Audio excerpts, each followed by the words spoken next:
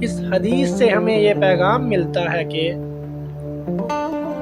دنیا یہ جنت نہیں ہے، یہ ایک امتحان گاہ ہے جہاں ہر مومن آزمائش سے گزرتا ہے۔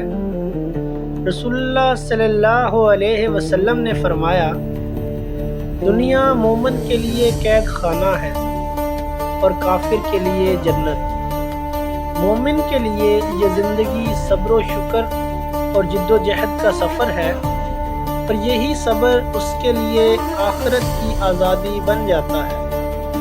آج اگر تم مشکلات میں ہو تو سمجھ لو کہ اللہ تمہیں جنت کے قابل بنا رہا ہے۔ زندگی کے دکھ صرف دنیا کے ہیں، آخرت کے نہیں۔